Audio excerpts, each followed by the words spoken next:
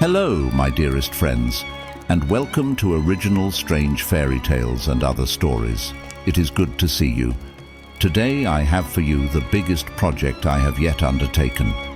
It is a story that will take you to the warm sands of ancient times, and it is a tale filled with magic, wonder, and heart. As this will be a long story, I won't take too long with this introduction, and I sincerely wish and hope that you will enjoy it. So, I will now proudly present to you, from 1001 Arabian Nights, Aladdin, or The Magic Lamp. Enjoy.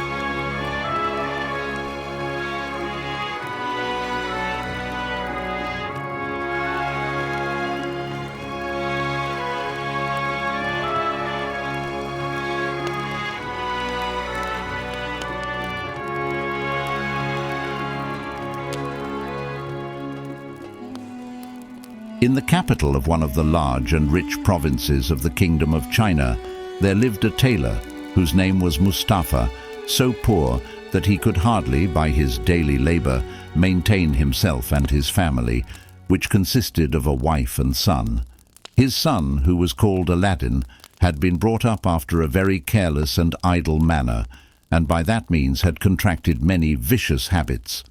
He was wicked, obstinate and disobedient to his father and mother, who, when he grew up, could not keep him within doors, but he would go out early in the morning and stay out all day, playing in the streets and public places with little vagabonds of his own age. When he was old enough to learn a trade, his father, not being able to put him out to any other, took him into his own shop and showed him how to use his needle. But neither good words nor the fear of chastisement were capable of fixing his attention. All that his father could do to keep him at home to mind his work was in vain, for no sooner was his back turned than Aladdin was gone for that day. Mustafa chastised him, but Aladdin was incorrigible, and his father, to his great grief, was forced to abandon him to his own devices, and was so much troubled at not being able to reclaim him that he fell into an illness, of which he died in a few months. The mother of Aladdin, finding that her son would not follow his father's business, shut up the shop, sold off the implements of the trade, and with the money she got for them, and what she could get by spinning cotton, hoped to maintain herself and her son. Aladdin, who was now no longer restrained by the fear of a father, and who cared so little for his mother that whenever she chid him, he would fly in her face, gave himself entirely over to dissipation, and was never out of the streets from his companions. This course he followed till he was 15 years old, without giving his mind to anything whatever, or the least reflection on what would become of him. Things being thus, as he was one day playing, according to custom, in the street, with his vagabond troop, a stranger passing by stood still to observe him. This stranger was a famous magician, called the African magician, as he was a native of Africa, and had been but 2 days come from thence. The African magician had observed in Aladdin's countenance something which was absolutely necessary for the execution of the plan he came about. He inquired artfully about his family, who he was, and what was his disposition. And when he had learned all he desired to know, he went up to him, and taking him aside from his comrades, said to him, "Child, was not your father called Mustafa the tailor?" "Yes, sir," answered Aladdin, "but he has been dead a long time." At these words, the African magician threw his arms about Aladdin's neck, and kissed him several times with tears in his eyes. "Alas, my son," cried the African magician with a sigh, "how can I forbear? I am your uncle. Your good father was my own brother. I have been a great many years abroad travelling, and now that I am come home in the hope of seeing him, you tell me he is dead. It is a great grief to me to be deprived of the comfort I expected. But it is some relief that, so far as I can remember him, you are so like him." Then he asked Aladdin, putting his hand into his purse, where his mother lived, And as soon as Aladdin had informed him, he gave him a handful of small money, saying, "Go, my son, to your mother, give my love to her, and tell her that I will come and see her tomorrow, if I have time, that I may have the satisfaction of seeing where my good brother lived so long, and ended his days."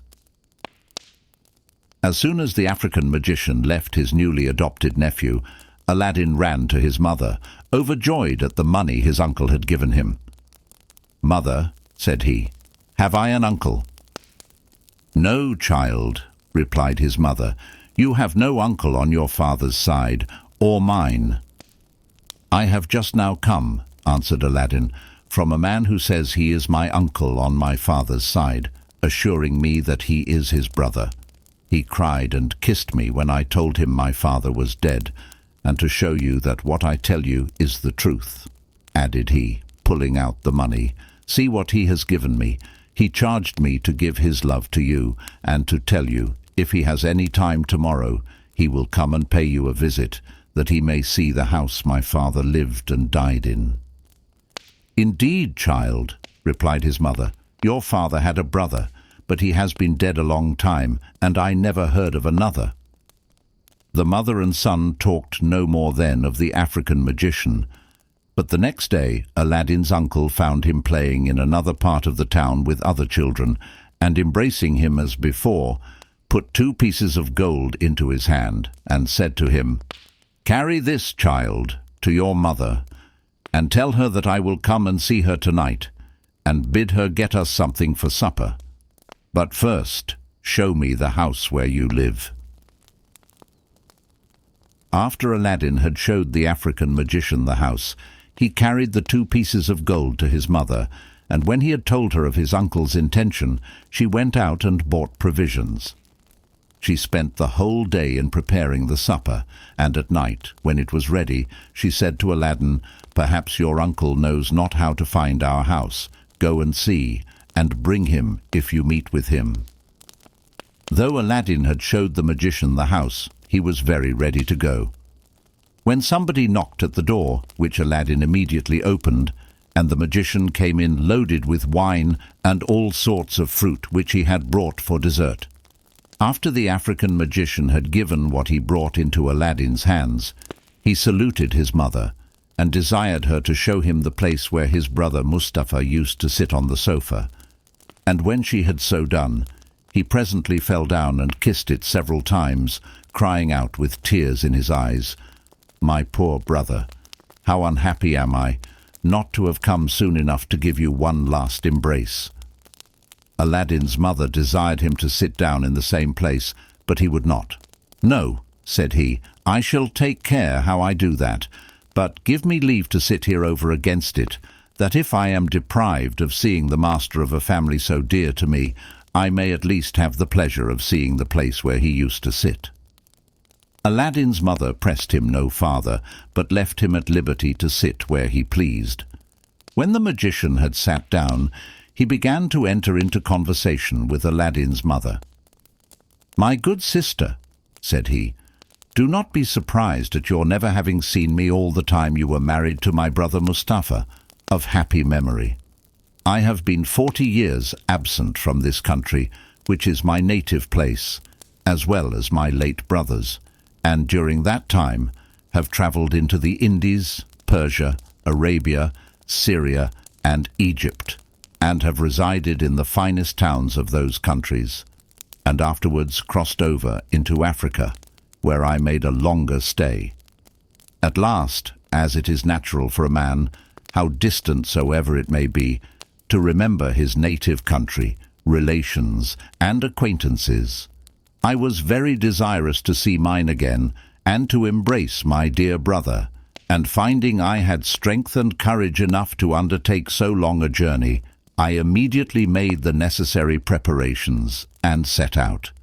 I will not tell you the time it took me, all the obstacles I met with, what fatigues I have endured, to come thither, but nothing ever mortified and afflicted me so much as hearing of my brother's death, for whom I always had a brotherly love and friendship. I observed his features in the face of my nephew, your son, and distinguished him from among a number of children with whom he was at play. He can tell you how I received the most melancholy news that ever reached my ears, but it is a comfort to me to find him again in a son who has his most remarkable features." The African magician, perceiving that Aladdin's mother began to weep at the remembrance of her husband, changed the conversation, and turning towards Aladdin, asked him his name. "I am called Aladdin," said he. "Well, Aladdin," replied the magician, "what business do you follow? Are you of any trade?" At this question Aladdin hung down his head, and was not a little abashed when his mother made answer, "Aladdin is an idle fellow. His father, when alive, strove all he could to teach him his trade, but could not succeed, and since his death, notwithstanding all I can say to him, he does nothing but idle away his time in the streets, as you saw him, without considering that he is no longer a child, and if you do not make him ashamed of it, and make him leave it off, I despair of his ever coming to any good. He knows that his father left him no fortune, and sees me endeavour to get bread by spinning cotton every day. For my part, I am resolved one of these days to turn him out of doors, and let him provide for himself." After these words, Aladdin's mother burst into tears, and the magician said, "This is not well, nephew. You must think of helping yourself and getting your livelihood. There are a great many sorts of trades. Consider if you have not a liking for some of them. Perhaps you did not like your father's trade, and would prefer another. Come, do not disguise your feelings from me. I will endeavour to help you." But finding that Aladdin returned no answer, "If you have no mind," continued he, "to learn any trade and prove an honest man, I will take a shop for you, and furnish it with all sorts of fine stuffs and linens, and set you to trade with them, and the money you make off them lay out in fresh goods, and then you will live an honourable way. Tell me freely what you think of it. You shall always find me ready to keep my word." This proposal greatly flattered Aladdin, who mortally hated work, and had sense enough to know that such shops were very much esteemed and frequented, and the owners honoured and respected. He told the magician he had a greater liking for that business than for any other, and that he should be very much obliged to him all his life for his kindness. "Since this profession is agreeable to you," said the African magician, "I will take you with me tomorrow, and clothe you as richly and handsomely as the best merchants in the city, and after that we will think of opening such a shop as I mean." Aladdin's mother, who never till then could believe that the magician was her husband's brother, no longer doubted it after his promises of kindness to her son. She thanked him for his good intentions, and after having exhorted Aladdin to render himself worthy of his uncle's favour by his good behaviour, served up supper, at which they talked of several indifferent matters, and then the magician, who saw that the night was pretty far advanced, took his leave of the mother and son, and retired. He came again the next day, as he promised, and took Aladdin with him to a great merchant, who sold all sorts of clothes for different ages and ranks, ready-made, and a variety of fine stuffs. He asked to see some that suited Aladdin in size, and after choosing a suit which he liked best, and rejecting others which he did not think handsome enough, he bid Aladdin choose those he preferred. Aladdin, charmed with the liberality of his new uncle, made choice of one, and the magician immediately bought it, and all things necessary, and paid for it without haggling. When Aladdin found himself so handsomely equipped from top to toe, he returned his uncle all imaginable thanks, who, on the other hand, promised never to forsake him, but always to take him with him, which he did to the most frequented places in the city, and particularly to where the chief merchants kept their shops. When he brought him into the street where they sold the richest stuffs and finest linens, he said to Aladdin, "As you are soon to be a merchant as well as these, it is proper you should frequent these shops and be acquainted with them." Then he showed him the largest and finest mosques, and took him to the khans or inns where the merchants and travellers lodged, and afterwards to the sultan's palace, where he had free access. And at last he took him to his own khan, where, meeting with some merchants he had got acquainted with since his arrival, he treated them, to make them and his pretended nephew acquainted. This treat lasted till night, when Aladdin would have taken his leave of his uncle to Parafo home. But the magician would not let him go by himself, but conducted him safe to his mother, who, as soon as she saw him so finely dressed, was transported with joy, and bestowed 1,000 blessings upon the magician for being at so great an expense for her child. "Generous relation," said she, "I know not how to thank you for your liberality. I know that my son is not deserving of your favours, and was he never so grateful, he would be unworthy of them. For my part," added she, "I thank you with all my soul, and hope you may live long enough to be a witness of my son's gratitude, which he cannot better show than by regulating his conduct by your good advice." "Aladdin," replied the magician, "is a good boy, and minds well enough, and I believe we shall do very well. But I am sorry for one thing, which is that I cannot perform tomorrow what I promised, because it is Friday, and the shops will be shut up, and therefore we cannot hire or furnish one, but must leave it till Saturday. But I will call on him tomorrow, and take him to walk in the gardens, where the most fashionable people generally walk. Perhaps he has never seen these amusements. He has only been hitherto among children. But now he must see men." Then the African magician took his leave of the mother and son, and retired. Aladdin, who was overjoyed to be so well clothed, looked forward to the pleasure of walking in the gardens which lay about the town. He had never been out of the town, nor seen the environs, which were very beautiful and pleasant. Aladdin rose early the next morning, and dressed himself to be ready when his uncle called on him. And after he had waited some time, he began to be impatient, and stood watching for him at the door. But as soon as he perceived him coming, he told his mother, took leave of her, and ran to meet him. The magician caressed Aladdin when he came to him. "Come along, my dear child," said he, "and I will show you fine things." Then he led him out at one of the gates of the city to some large, fine houses, or rather palaces with beautiful gardens, into which anybody might go.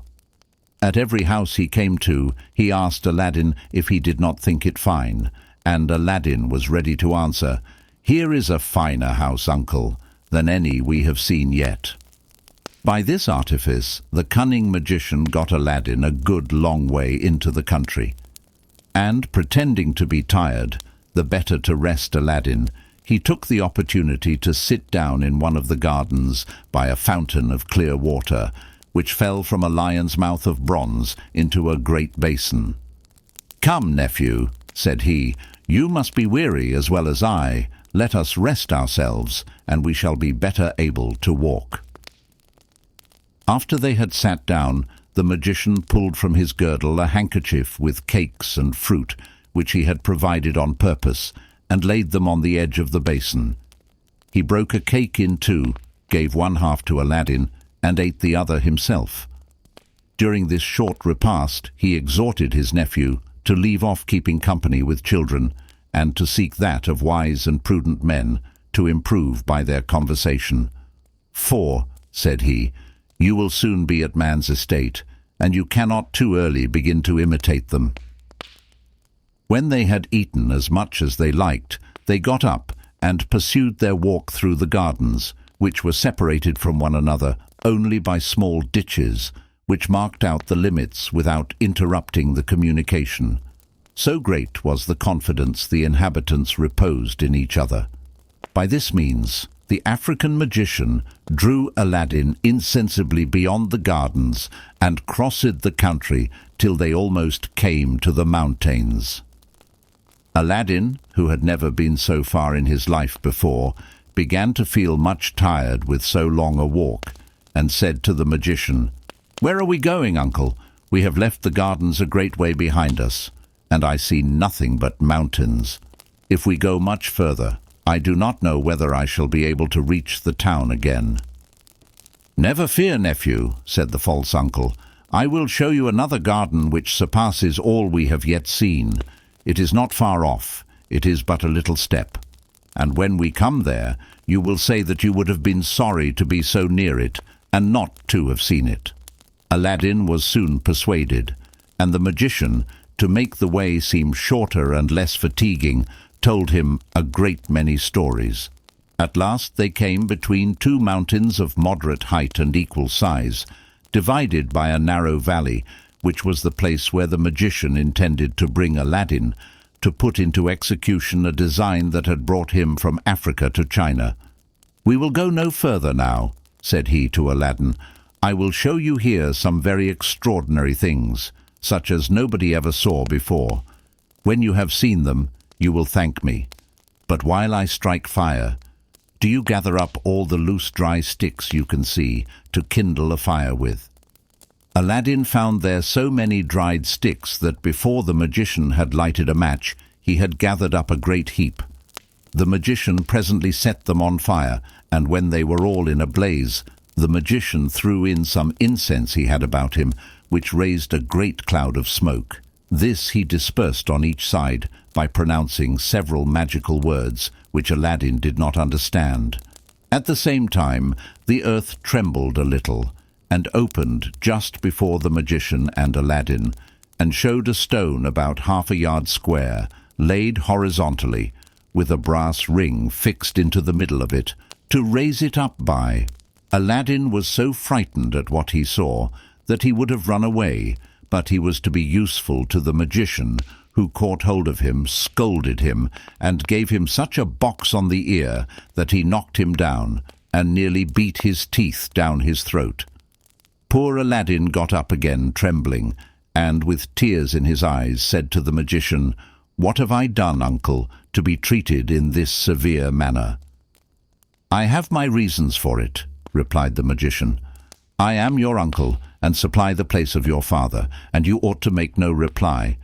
But, child," added he, softening, "do not be afraid of anything, for I shall not ask anything of you except that you should obey me punctually, if you would reap the advantages which I intended you should." These fair promises calmed Aladdin's fears and resentment, and when the magician saw that he was come to himself, he said to him, "You see what I have done by virtue of my incense and the words I pronounced. Know then that under this stone there is hidden a treasure which is destined to be yours, and which will make you richer than the greatest monarch in the world. This is so true that no other person but yourself is permitted to touch this stone and to pull it up and go in, for I am forbidden ever to touch it, or to set foot in this treasure when it is opened. So you must without fail execute what I tell you, for it is a matter of great consequence both to you and to me." Aladdin, amazed at all he saw and heard the magician say of his treasure, which was to make him happy forever, forgot what was past, and rising up, said to the magician, "Well, uncle, what is to be done? Command me. I am ready to obey you." "I am overjoyed, child," said the African magician, embracing him, "to see you make the resolution. Come, take hold of the ring, and lift up that stone." "Indeed, uncle," replied Aladdin, "I am not strong enough to lift it. You must help me." "You have no occasion for my assistance," answered the magician. "If I help you, we shall not be able to do anything. You must lift it up yourself. Take hold of the ring, only pronounce the names of your father and grandfather, then lift it up, and you will find it will come easily." Aladdin did as the magician bade him, and raised the stone with a great deal of ease, and laid it on one side. When the stone was pulled up, there appeared a cavity of about 3 or 4 feet deep, with a little door and steps to go down lower. "Observe, my son," said the African magician, "what I am going to say to you. Go down into that cave, and when you are at the bottom of those steps, you will find a door open, which will lead you into a large vaulted place, divided into 3 great halls, in each of which you will see 4 large brass vessels placed on each side, full of gold and silver. But take care you do not meddle with them. Before you go into the first hall, be sure to tuck up your gown and wrap it well about you, and then go through the second into the third without stopping.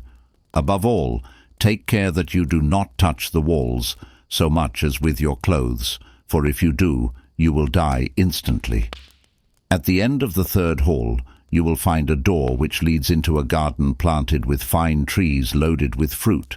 Walk direct across the garden by a path, which will lead you to 5 steps that will bring you upon a terrace, where you will see a niche before you, and in that niche a lighted lamp. Take the lamp down and put it out. When you have thrown away the wick and poured out the liquor, put it in your breast and bring it to me. Do not be afraid that the liquor will spoil your clothes, for it is not oil, and the lamp will be dry as soon as it is thrown out. If you have a mind for any of the fruit in the garden, you may gather as much as you please." After these words, the magician drew a ring off his finger and put it upon one of Aladdin's, telling him that it was a charm against all evil, so long as he observed what he had prescribed to him. After these instructions he said, "Go down boldly, child, and we shall both be rich all our lives." Aladdin jumped into the cave, went down the steps, and found the 3 halls just as the African magician had described them. He went through them with all the precaution the fear of death could inspire, crossed the garden without stopping, took down the lamp from the niche, threw out the wick and the liquor, and, as the magician told him, put it in his bosom. But as he came down from the terrace, he stopped in the garden to observe the fruit, which he had only had a glimpse of in crossing it. All the trees were loaded with extraordinary fruit, of different colours on each tree. Some bore fruit entirely white, and some clear and transparent as crystal, some pale red and others deeper, some green, blue and purple, and others yellow. In short, there were fruits of all colours. The white were pearls, the clear and transparent diamonds, the deep red, rubies, the paler, balas, rubies, the green, emeralds, the blue, turquoises, the purple, amethysts, and those that were of yellow, cast, sapphires, and so on with the rest. All these fruits were so large and beautiful that nothing was ever seen like them. Aladdin was altogether ignorant of their value, and would have preferred figs and grapes, or any other fruits instead. And though he took them only for coloured glass of little value, yet he was so pleased with the colours and the beauty and extraordinary size of the fruit, that he gathered some of every sort, and accordingly filled his 2 pockets and the 2 new purses his uncle had bought for him with the clothes. And as he could not put them in his pockets, he fastened them to his girdle. Some he wrapped up in the skirts of his gown, which was of silk, large and wrapping, and crammed his breast as full as it could hold. Having thus loaded himself with riches he knew not the value of, Aladdin returned through the 3 halls with the same precaution, and made all the haste he could, that he might not make his uncle wait, and soon arrived at the mouth of the cave, where the African magician awaited him with the utmost impatience. As soon as Aladdin saw him, he cried out, "Pray, uncle, lend me your hand to help me out." "Give me the lamp first," replied the magician. "It will be troublesome to you." "Indeed, uncle," answered Aladdin, "I cannot now. It is not troublesome to me, but I will as soon as I am up." The African magician was so obstinate that he would have the lamp before he would help him up, and Aladdin, who had encumbered himself so much with his fruit that he could not well get at it, refused to give it to him till he was out of the cave.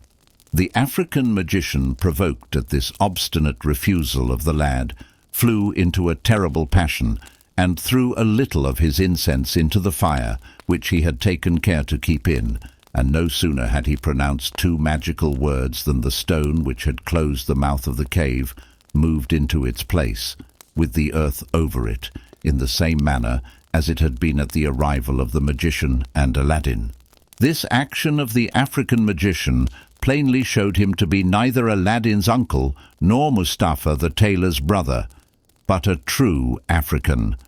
For as Africa is a country whose inhabitants delight more in magic than those of any other part of the whole world, he had applied himself to it from his youth, and after about 40 years' experience in enchantments, fumigations, and reading of magic books, he had found out that there was in the world a wonderful lamp, the possession of which, if he could obtain it, would render him more powerful than any monarch in the world.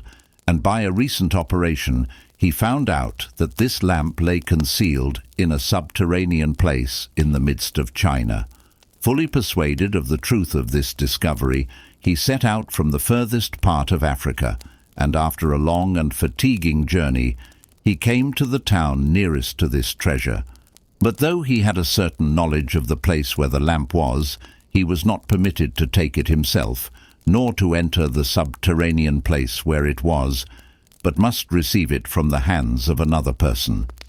For this reason he addressed himself to Aladdin, whom he looked upon as a young lad of no consequence and fit to serve his purpose, resolving, as soon as he got the lamp into his hands, to sacrifice poor Aladdin to his avarice and wickedness by making the fumigation mentioned before, and saying those 2 magical words, the effect of which was to remove the stone into its place again, that he might have no witness of what he had done. The blow he gave Aladdin, and the authority he assumed over him, were only to accustom him to fear him, and to make him obey the more readily, and give him the lamp as soon as he asked for it. But his too great hurry in executing his wicked intention on poor Aladdin, and his fear lest somebody should come that way during their dispute and discover what he wished to keep secret, produced an effect quite contrary to what he proposed.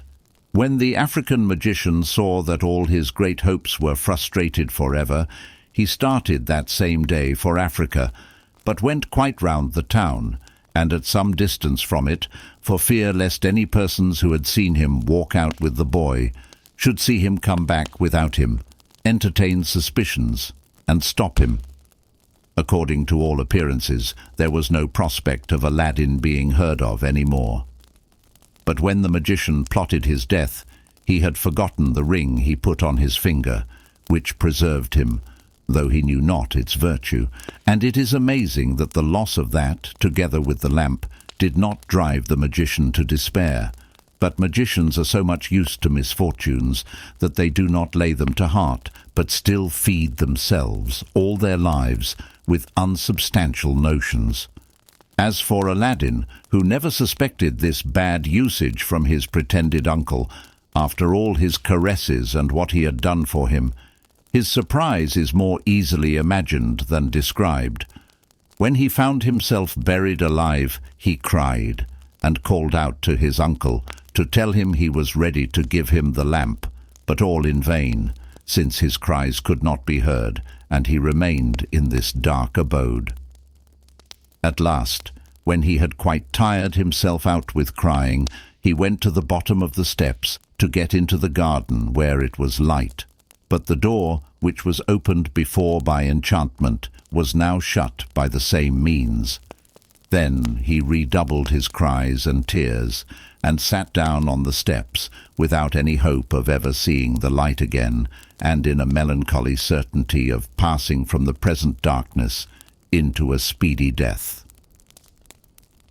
Aladdin remained in this state for 2 days, without eating or drinking, and on the 3rd day looked upon death as inevitable. Clasping his hands with entire resignation, he said, "There is no strength or power but in the great and high God." In joining his hands he rubbed the ring which the magician had put on his finger, and of which he knew not yet the virtue, and immediately a genie of enormous size and frightful look rose out of the earth. his head reaching the vault, and said to him, "What wouldst thou? I am ready to obey thee as thy slave, and the slave of all who have the ring on thy finger, I, and the other slaves of that ring." At another time Aladdin, who had not been used to such visions, would have been so frightened that he would not have been able to speak. But the danger he was in made him answer without hesitation, "Whoever thou art, deliver me from this place, if thou art able." He had no sooner made an end of these words than the earth opened, and he found himself on the very spot where the magician had first brought him. It was some time before Aladdin's eyes could bear the light, after having been so long in total darkness. But after he had endeavoured by degrees to look about him, he was very much surprised not to find the earth open, and could not comprehend how he had got so soon out of it.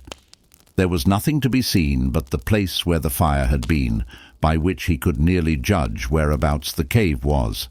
Then, turning towards the town, he perceived it in the midst of the gardens that surrounded it, and knew the way back by which the magician had brought him. Then, returning God thanks to see himself once more in the world, where he had never expected to be, he made the best of his way home. When he got to his mother's door, his joy at seeing her, and his faintness for want of food for 3 days, made him swoon, and he remained for a long time as dead. His mother, who had given him over for lost or dead, seeing him in this condition, omitted nothing to bring him to himself again. As soon as he recovered, the first words he spake were, "Pray, mother, give me something to eat, for tea have not put a morsel of anything into my mouth these 3 days." His mother brought what she had, and set it before him. "My son," said she, "be not too eager, for it is dangerous. Eat but a little at a time, and take care of yourself. Besides, I would not have you talk. You will have time enough to tell me what has happened to you when you have recovered. It is a great comfort to me to see you again, after the grief I have been in since Friday, and the pains I have taken to learn what had become of you ever since night came, and you had not returned." Aladdin took his mother's advice, and ate and drank moderately. When he had done, "Mother," said he, "you believed he was my uncle as well as I, and what other thoughts could we entertain of a man who was so kind to me? But I must tell you, mother, he is a rogue and a cheat, and only did what he did, and made me all those promises, to accomplish my death. But for what reason neither you nor I can guess. For my part, I can assure you I never gave him any cause to deserve the least ill treatment from him. You shall judge of it yourself when you have heard all that passed from the time I left you till he came to the execution of his wicked plan." Then Aladdin began to tell his mother all that had happened to him from the Friday, when the magician took him to see the palaces and gardens about the town, and what happened on the way, till they came to the place between the 2 mountains, where the strange deeds were performed. How, with incense which the magician threw into the fire, and some magical words which he pronounced, the earth opened and discovered a cave, which led to an inestimable treasure. He did not forget the blow the magician gave him, and in what manner he softened again, and got him by great promises, putting a ring on his finger, to go down into the cave. He did not omit the least item of what he saw in crossing the 3 halls and the garden, and in taking the wonderful lamp which he showed to his mother, as well as the transparent fruit of different colours, which he had gathered in the garden as he returned. But though these fruits were precious stones, brilliant as the sun, she was as ignorant of their worth as her son, and cared nothing for them. She had been brought up in a middling rank of life, and her husband's poverty prevented his being possessed of such things, nor had she, or her relations or neighbours, ever seen them, so that we must not wonder that she looked on them as things of no value, and only pleasing to the eye by the variety of their colours. Aladdin put them behind one of the cushions of the sofa he sat upon, and continued his story. When he came to the end, he said to his mother, I need say no more. You know the rest. This is my adventure, and the danger I have been exposed to since you saw me." Aladdin's mother heard with patience this surprising and wonderful story, though it caused no small affliction to a mother who loved her son tenderly. But yet, in the part which disclosed the perfidy of the African magician, she could not help showing, by the greatest indignation, how much she detested him, and when Aladdin had finished his story, she broke out into 1,000 reproaches against that vile impostor. She called him perfidious traitor, barbarian, assassin, deceiver, magician, and an enemy and destroyer of mankind. "Without doubt, child," added she, "he is a magician, and they are plagues to the world, and by their enchantments and sorceries have commerce with the evil one. Bless God for preserving you from his wicked designs. For your death would have been inevitable if you had not called upon him and implored his assistance." She said a great deal more against the magician's treachery, but finding that whilst she talked, her son Aladdin began to nod, she put him to bed. Aladdin, who had not had one wink of sleep while he was in the subterranean abode, slept very heartily all that night and never waked till late the next morning, when the first thing he said to his mother was, he wanted something to eat. "Alas, child," said she, "I have not a bit of bread to give you. You ate up all the provisions I had in the house yesterday. But have a little patience, and it shall not be long before I will bring you some. I have a little cotton which I have spun. I will go and sell it and buy bread and something for our dinner."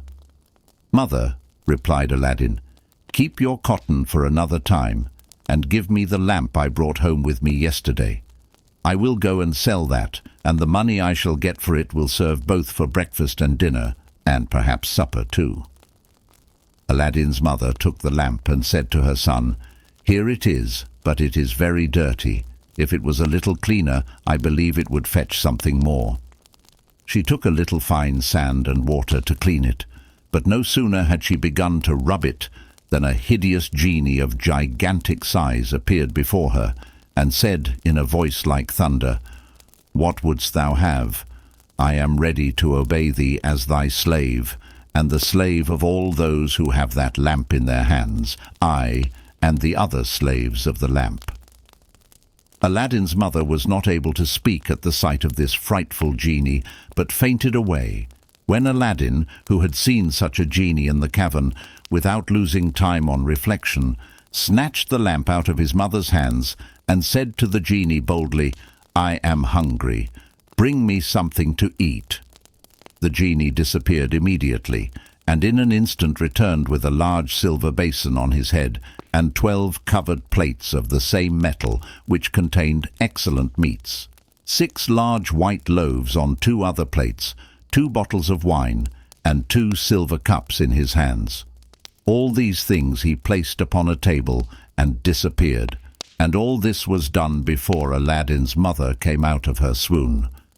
Aladdin went and fetched some water and threw it on her face to recover her. Whether that or the smell of the meats the genie procured brought her to life again, it was not long before she came to herself. "Mother," said Aladdin, "do not mind this. It is nothing at all. Get up and come and eat. Do not let such fine meat get cold, but fall to." His mother was very much surprised to see the great basin, 12 plates, 6 loaves, and the 2 bottles and cups, and to smell the delicious odour which exhaled from the plates.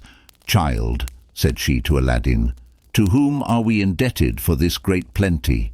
Has the sultan been made acquainted with our poverty and had compassion on us?" "It is no matter, mother," said Aladdin. "Let us sit down and eat, for you are in almost as much need of a good breakfast as MJ's self. When we have done, I will tell you."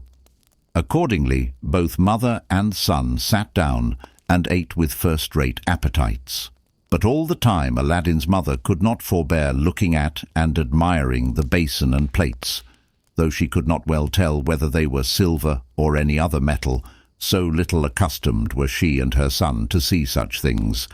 In short, the mother and son sat at breakfast till it was dinner time, and then they thought it would be best to put the 2 meals together. Yet after this they found they should have enough left for supper and 2 meals for the next day.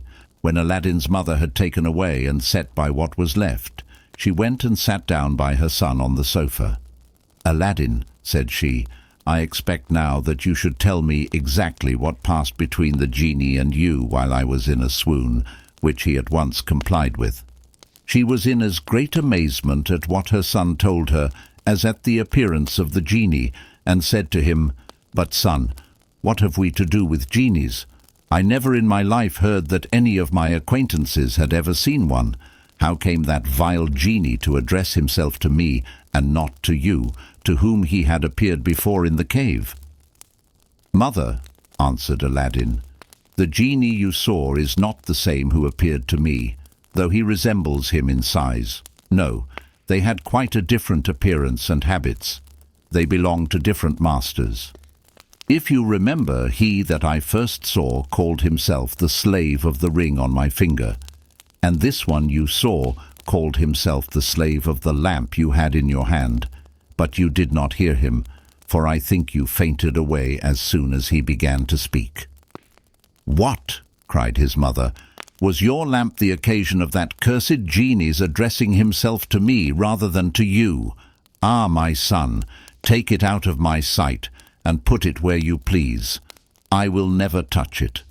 I had rather you would sell it than run the risk of being frightened to death again by touching it. And if you would take my advice, you would part also with the ring, and not have anything to do with genies, who, as our prophet has told us, are only devils." "With your leave, mother," replied Aladdin, "I shall take care how I sell a lamp which may be so serviceable both to you and me. Have you not seen what it has procured us? It shall still continue to furnish us with subsistence. My false and wicked uncle would not have taken so much pains, and undertaken so long and tedious a journey, if it had not been to get into his possession this wonderful lamp, which he preferred before all the gold and silver which he knew was in the halls, and which I have seen with my own eyes. He knew too well the merit and worth of this lamp, and since chance has shown the virtue of it to us, let us make a profitable use of it, without making any great stir, and drawing the envy and jealousy of our neighbours upon us. However, since the genies frighten you so much, I will take it out of your sight, and put it where I may find it when I want it. As for the ring, I cannot resolve to part with that either, for without that you would never have seen me again. And though I am alive now, perhaps if it was gone, I might not be so some moments hence. Therefore, I hope you will give me leave to keep that, and to wear it always on my finger. Who knows what dangers you and I may be exposed to, which neither of us can foresee, and from which it may deliver us." As Aladdin's arguments were just and had great weight, his mother had nothing to say against them, but only replied that he might do what he pleased, but for her part she would have nothing to do with genies, but would wash her hands of them and never say anything more about them. By the next day they had eaten ale the provisions the genie had brought, and the next day Aladdin, who could not bear the thought of hunger, took one of the silver plates under his coat and went out early to sell it, and addressing himself to a Jew whom he met in the streets, took him aside, and pulling out the plate, asked him if he would buy it.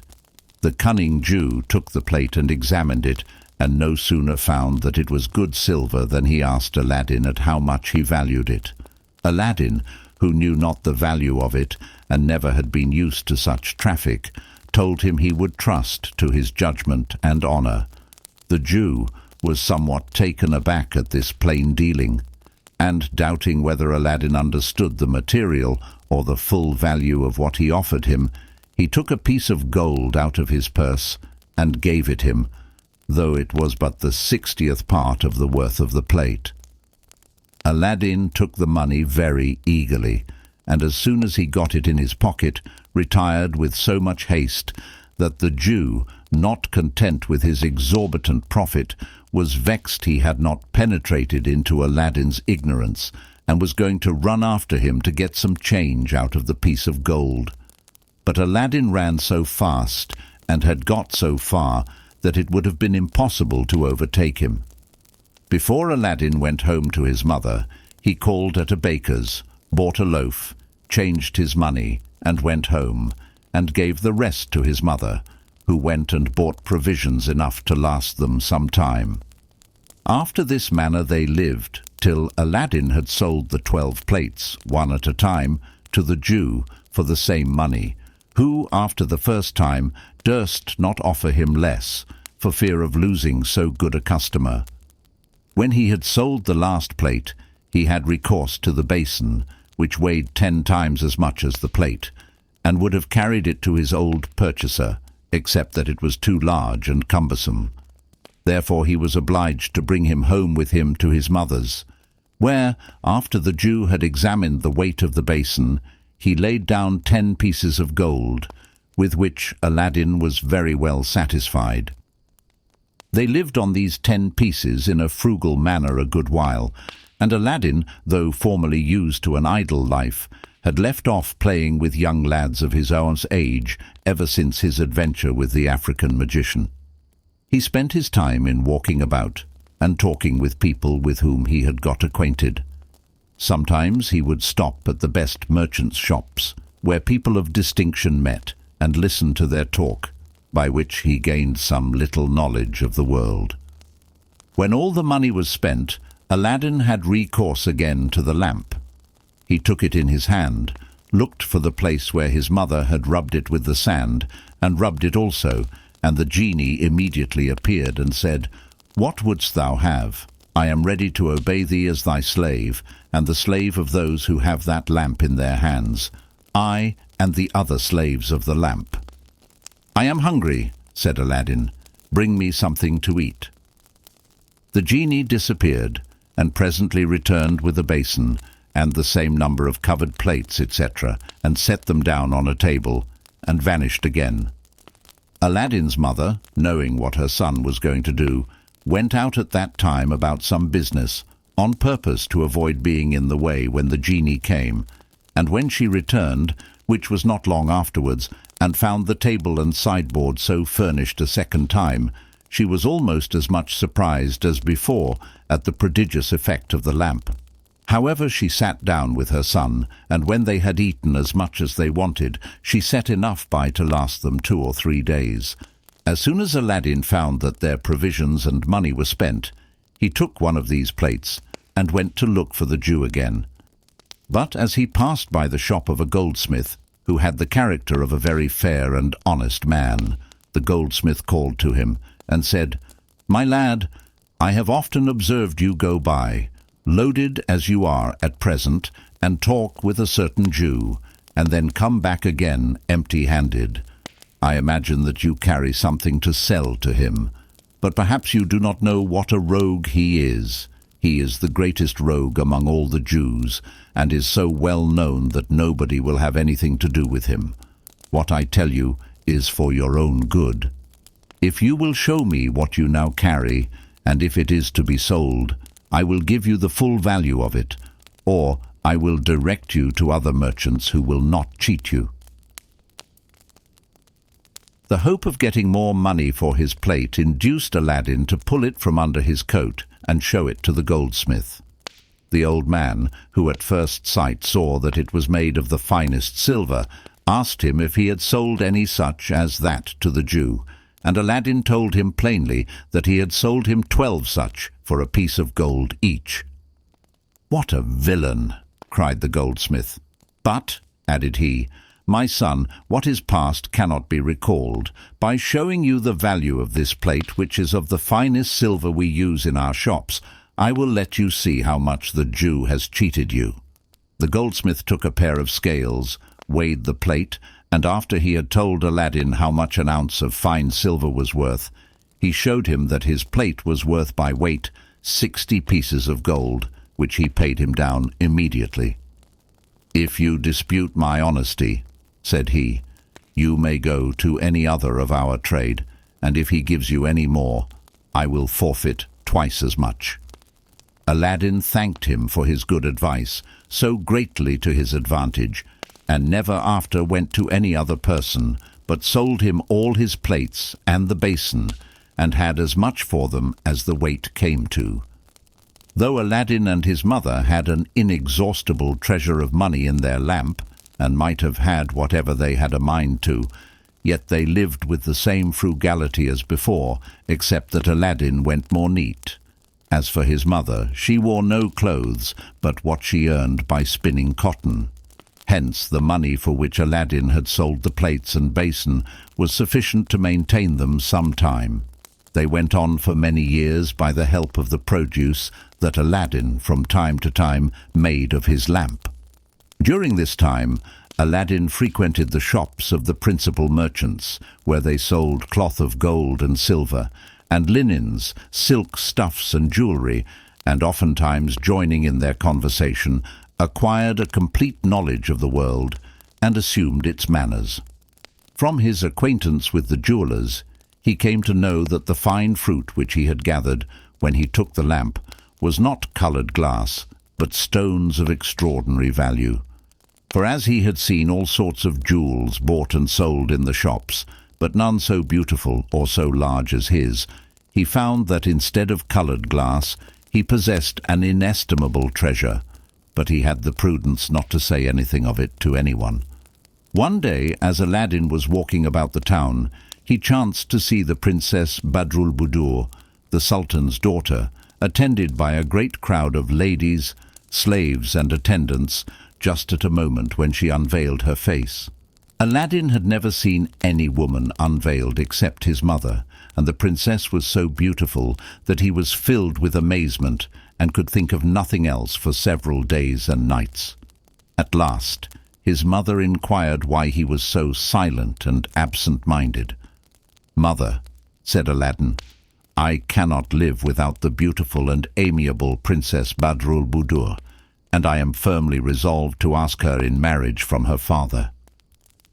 Aladdin's mother listened with attention to what her son told her, but when he talked of asking the Princess Badroulbadour in marriage of the Sultan, she could not help bursting out into a loud laugh. Aladdin would have gone on, but she interrupted him. "Alas, child," said she, "what are you thinking of? You must be mad to talk so." "I assure you, mother," replied Aladdin, "that I am not mad, but in my right senses. I foresaw that you would reproach me for folly and extravagance, but I must tell you once more that I am resolved to demand the Princess Badroulbadour of the Sultan in marriage, and your remonstrances shall not prevent me." "Indeed, son," replied his mother seriously, "I cannot help telling you that you have quite forgotten yourself, and I do not see who you can get to venture to propose it for you." "You yourself," replied he immediately. "I go to the Sultan," answered his mother, amazed and surprised. "I shall take good care how I engage in such an affair." "Why, who are you, son?" continued she, "that you can have the assurance to think of your Sultan's daughter? Have you forgotten that your father was one of the poorest tailors in the capital, and that I am of no better extraction? And do not you know that sultans never marry their daughters, but to princes, sons of sultans, ashki, themselves?" "Mother," answered Aladdin, "I have already told you that I foresaw all that you have said or can say, and tell you again that neither your discourse nor your remonstrances shall make me change my mind. I have told you that you must ask the Princess Badroulbadour in marriage for me.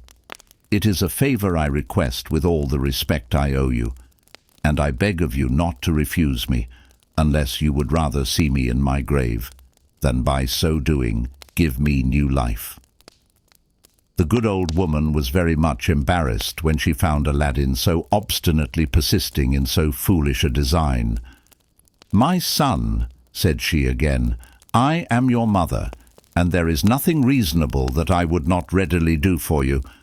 If I were to go and treat about your marriage with some neighbour's daughter whose circumstances were equal to yours, I would do it with all my heart, and even then they would expect you to have some little estate or fortune, or be of some trade.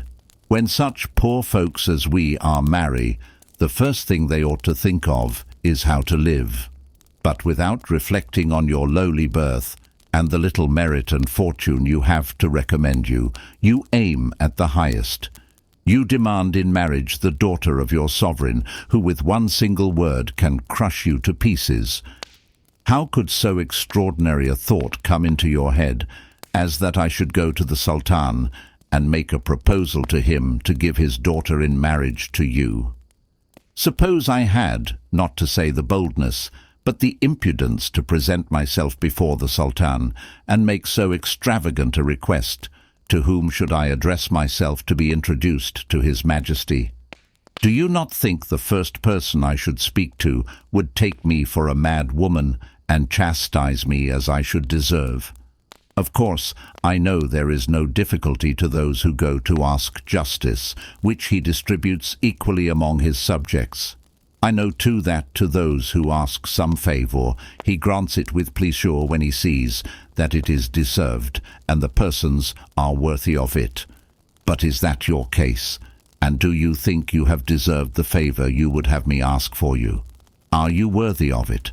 What have you done, either for your prince or country? How have you distinguished yourself? If you have done nothing to merit so great a favour, nor are worthy of it, with what face shall I ask it? How can I open my mouth to make such a proposal to the sultan? His majestic presence and the splendour of his court would immediately silence me. There is another reason, my son, which you do not think of. Nobody ever goes to ask a favour of the sultan without a present. But what presents have you to make? And if you had any that was worthy of the least attention of so great a monarch, what proportion could it bear to the favour you would ask? Therefore, reflect well on what you are about, and consider that you aspire to a thing which it is impossible for you to obtain." Aladdin heard very calmly all that his mother could say to dissuade him from his design, and made answer, "I own, mother, it is great rashness in me to presume so far, and a great want of consideration to ask you with so much suddenness to go and make the proposal of my marriage to the sultan, without first taking proper measures to procure a favourable reception. I therefore beg your pardon. But be not surprised that I did not at first sight see everything that it was necessary to do to procure me the happiness I seek after. I love the Princess Badroulbadour beyond everything you can imagine, and shall always persevere in my design of marrying her, which is a thing I have determined and resolved on. I am much obliged to you for the hint you have given me, and look upon it as the first step I ought to take. You say it is not customary to go to the Sultan without a present, and that I have nothing worthy of his acceptance. As to what you say about the present, do you not think, mother, that what I brought home with me the day on which I was delivered from certain death may be an agreeable present? I mean those things you and I both took for coloured glass. They are jewels of inestimable value and fit for the greatest monarch. I know the worth of them through frequenting the jewellers' shops, and you may take my word for it, all the jewels that I have seen in the best jewellers' shops were not to be compared to those we have either for size or beauty. Neither you nor I know the value of ours, but I am persuaded that they will be received very favourably by the Sultan. You have a large porcelain dish fit to hold them. Fetch it, and let us see how they will look when we have arranged them according to their different colours." Aladdin's mother fetched the china dish, and he took the jewels out of the 2 purses in which he had kept them, and placed them in the dish. But the brightness and lustre they had in the daytime, and the variety of the colours, so dazzled the eyes of both mother and son that they were astonished beyond measure, for they had only seen them by the light of a lamp, and though Aladdin had seen them hang on the trees like fruit, beautiful to the eye, yet as he was then but a boy, he did not take much notice of them. After they had admired the beauty of this present some time, Aladdin said to his mother, Now you cannot excuse yourself from going to the Sultan under the pretext of not having a present to make him, since here is one which will gain you a favorable reception." Though Aladdin's mother did not believe it to be so valuable as her son esteemed it, she thought it might nevertheless be agreeable to the Sultan, and found that she had not anything to say against it, but kept thinking of the request Aladdin wanted her to make to the Sultan. "My son," said she, "I cannot conceive that your present will have its desired effect, and that the Sultan will look upon me with a favorable eye, and I am sure, if I attempt this message of yours, I shall have no power to open my mouth, and therefore I shall not only lose my labor, but the present, which you say is so extraordinarily valuable, and shall return home again in confusion. I have told you the consequences, and you ought to believe me. But," added she, "I will do my best to please you, though certainly he will either laugh at me, or send me back like a fool, or be in so great a rage as to make us both the victims of his fury." She used a great many more arguments to make him change his mind, but Aladdin persisted, and his mother, as much out of tenderness as for fear he should be guilty of some worse piece of extravagance, consented. As it was now late, and the time for going to the Sultan's palace was past, it was put off till the next day. The mother and son talked of different matters the remaining part of the day, and Aladdin took a great deal of pains to encourage his mother in the task she had undertaken, while she, notwithstanding all his arguments, could not persuade herself that she could ever succeed, and it must be confessed she had reason enough to doubt. "Child," said she to Aladdin, "if the Sultan should receive me as favorably as I wish for your sake, and hear my proposal with calmness, and after this kind reception should think of asking me where lie your riches and your estate, for he will sooner inquire after these than your person, if, I say, he should ask me the question, what answer would you have me give him?" "Let us not be uneasy, mother," replied Aladdin, "about what may never happen. First, let us see how the Sultan receives you, and what answer he gives. If it should so happen that he desires to be informed of all that you mention, I have thought of an answer, and am confident that the lamp, which has assisted us so long, will not fail me in time of need." Aladdin's mother could not say anything against what her son then proposed, but reflected that the lamp might be capable of doing greater wonders than merely providing food for them. This satisfied her, and at the same time removed all the difficulties which might have prevented her from undertaking the service she had promised her son, when Aladdin, who penetrated into his mother's thoughts, said to her, "Above all things, mother, be sure to keep the secret, for thereon depends the success." And after this caution, Aladdin and his mother parted to go to bed.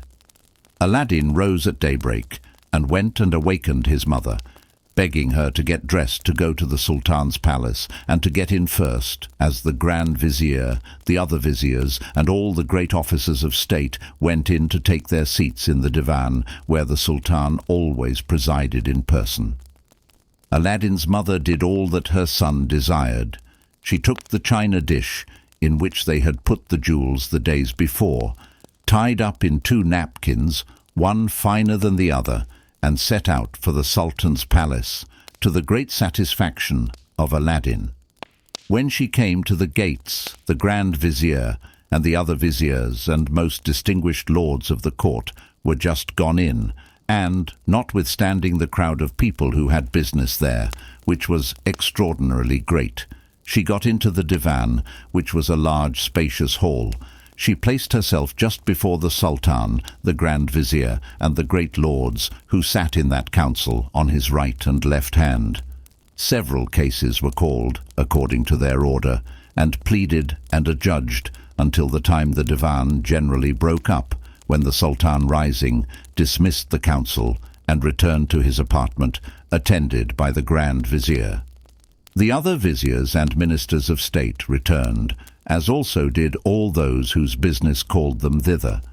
Some pleased with gaining their cases, others dissatisfied at the sentences pronounced against them, and some in expectation of theirs being heard at the next sitting. Aladdin's mother, seeing the Sultan rise and retire, and all the people go away, rightly judged that he would not come again that day, and resolved to go home. When Aladdin saw her return with the present, he knew not at first what to think, and from the fear he was in lest she should bring him some bad news, he had not courage enough to ask her any questions, till his mother, who had never set foot in the Sultan's palace before, and knew not what was done there every day, freed him from his embarrassment and said, "Son, I have seen the Sultan, and am very well persuaded he has seen me too, for I placed myself just before him, and nothing could hinder him from seeing me. But he was so much taken up with all those who talked on all sides of him that I pitied him, and wondered at his patience to hear them. At last I believe he was heartily tired, for he rose up suddenly, and would not hear a great many who were prepared to speak to him, but went away, at which I was very well pleased, for indeed I began to lose all patience, and was extremely tired with staying so long. But there is no harm done. I will go again tomorrow. Perhaps the Sultan may not be so busy." Though Aladdin was very violent, he was forced to be satisfied with this, and to fortify himself with patience. He had at least the satisfaction of finding that his mother had got over the greatest difficulty, which was to procure access to the Sultan, and hoped that the example of those whom she saw speak to him would embolden her to acquit herself better when a favourable opportunity offered. The next morning she went to the Sultan's palace with the present, as early as the day before, but when she came there she found the gates of the divan shut, and understood that the council only sat every other day, and that therefore she must come again the next. This news she carried her son, whose only relief was patience. She went 6 times afterwards on the days appointed, placed herself always directly before the Sultan, but with as little success as on the first time, and might have perhaps come 1,000 times to as little purpose, if the Sultan himself had not taken particular notice of her.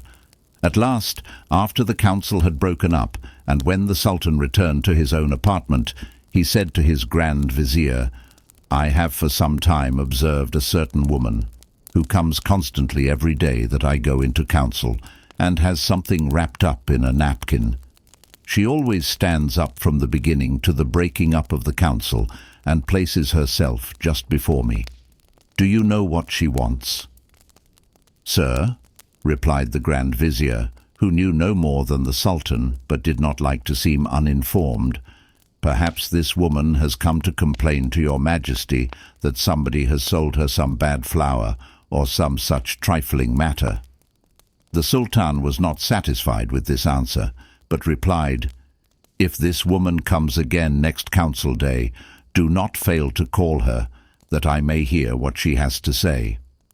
The Grand Vizier made answer by kissing his hand, and lifting it up above his head, signifying his willingness to lose it if he failed. By this time, Aladdin's mother was so much accustomed to go to the council and stand before the Sultan that she did not think it any trouble, if she could but satisfy her son, that she neglected nothing that lay in her power. So the next council day she went to the divan, and placed herself before the Sultan as usual. And before the Grand Vizier had made his report of business, the Sultan perceived her, and compassionating her for having waited for long, he said to the Vizier, "Before you enter upon any business, remember the woman I spoke to you about. Bid her come near, and let us hear and dispatch her business first." The Grand Vizier immediately called the chief of the officers, and pointing to her, bid him go to the woman and tell her to come before the Sultan. The chief of the officers went to Aladdin's mother, and at a sign she followed him to the foot of the Sultan's throne, where he left her, and retired to his place by the Grand Vizier.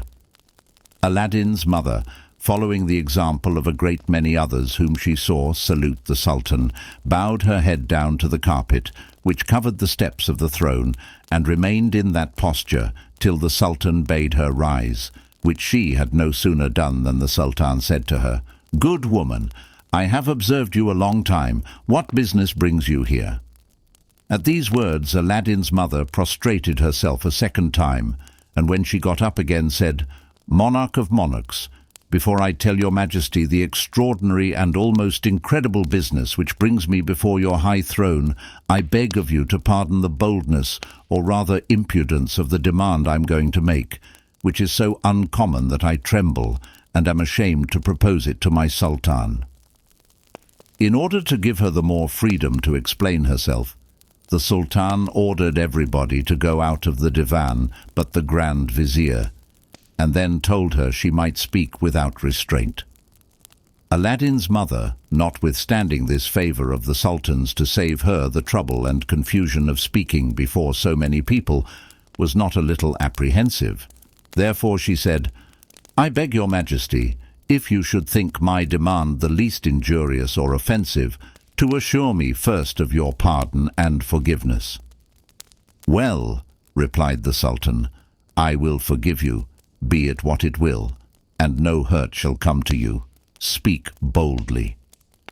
When Aladdin's mother had taken all these precautions, for fear of the Sultan's anger, she told him faithfully how Aladdin had seen the Princess Badroulbadour and had fallen in love with her, the declaration he had made to her when he came home, and what she had said to dissuade him.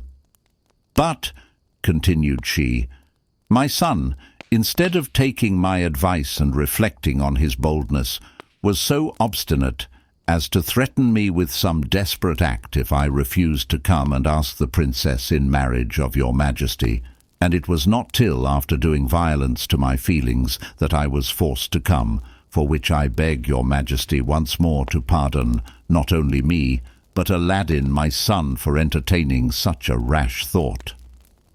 The Sultan hearkened mildly, without showing the least anger, but before he gave her any answer, he asked her what she had brought tied up in that napkin. She took the china dish, which she had set down at the foot of the throne, before she prostrated herself before him. She unteed it and presented it to the Sultan. The Sultan's amazement and surprise were inexpressible when he saw so many large, beautiful and valuable jewels collected in one dish. He remained for some time motionless with admiration. At last, when he had recovered himself, he received the present from Aladdin's mother's hand, crying out in a transport of joy, "How rich and how beautiful!" After he had admired and handled all the jewels, one after another, he turned about to his Grand Vizier, and showing him the dish, said, "Look here, and confess that your eyes never beheld anything so rich and beautiful before." The Vizier was charmed. "Well," continued the Sultan, "what sayest thou to such a present? Is it not worthy of the princess my daughter, and ought I not to bestow her on one who values her at so great a price?" These words put the Grand Vizier into a great fright. The Sultan had some time before signified to him his intention of bestowing the princess his daughter on a son of his. Therefore he was afraid, and not without grounds, that the Sultan might change his mind. Thereupon, going up to him and whispering, he said, "Sir, I cannot but own that the present is worthy of the princess, but I beg of your majesty to grant me 3 months before you come to a decision. I hope before that time that my son, on whom you have had the goodness to look with a favourable eye, will be able to make a nobler present than Aladdin, who is an entire stranger to your majesty." Though the Sultan was very sure that it was not possible for the Vizier to provide so considerable a present for his son to make, he hearkened to him and granted the favour. So turning to Aladdin's mother, he said to her, "Good woman, go home, and tell your son that I agree to the proposal you have made me, but I cannot marry the princess my daughter till some furniture I intend for her be got ready, which cannot be finished for 3 months. But at the end of that time come again." Aladdin's mother returned home much more overjoyed than she could have imagined. and told Aladdin all that had happened. Aladdin thought himself the most happy of all men at hearing this news, and thanked his mother for all the pains she had taken. When 2 of the 3 months were past, his mother one evening went to light the lamp, and finding no oil in the house, went out to buy some, and when she came into the city, found a general rejoicing. The shops, instead of being shut up, were open.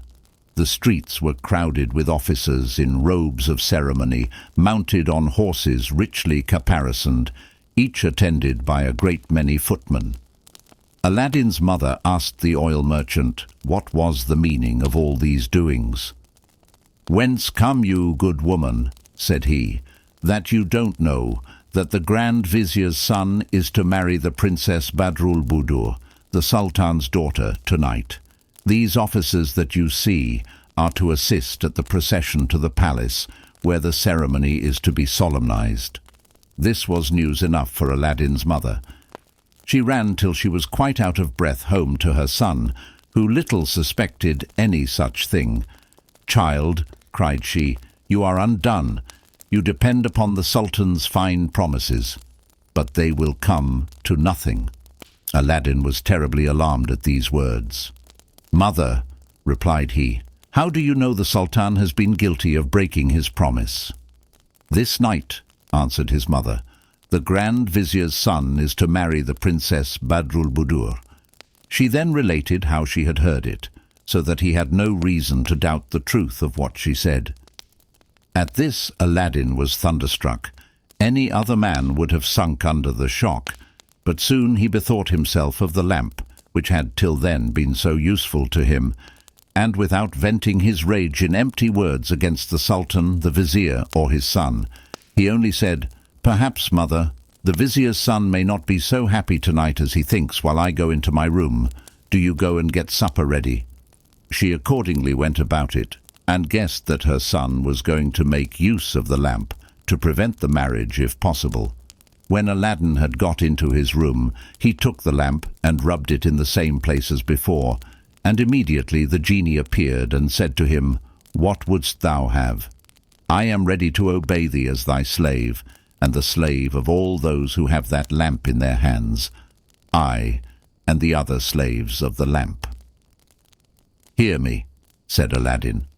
"Thou hast hitherto brought me whatever I wanted as to provisions, but now I have business of the greatest importance for thee to execute. I have demanded the Princess Badroulbadour in marriage of the Sultan, her father. He promised her to me, but only asked 3 months' time, and instead of keeping that promise, he has planned to marry her to the Grand Vizier's son. I have just heard this, and have no doubt of it.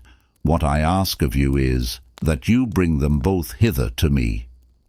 "Master," replied the genie, "I will obey you. Have you any other commands?" "None at present," answered Aladdin, and then the genie disappeared. Aladdin went downstairs to his mother with the same tranquillity of mind as usual, and after supper talked of the princess's marriage as of an affair wherein he had not the least concern, and afterwards sat up till the genie had executed his orders. In the meantime, everything was prepared with the greatest magnificence in the Sultan's palace to celebrate the princess's wedding, and the evening was spent with all the usual ceremonies and great rejoicings. The genie carries the bride and bridegroom to Aladdin's house. Suddenly the genie, as the faithful slave of the lamp, to the great amazement of bride and bridegroom, took them up and transported them in an instant to Aladdin's house, where he set them down. Aladdin had waited impatiently for this moment. "Take this man," said he to the genie, "and shut him up, and come again tomorrow." The genie took the vizier's son and carried him away, and after he had breathed upon him, which prevented his stirring, he left him.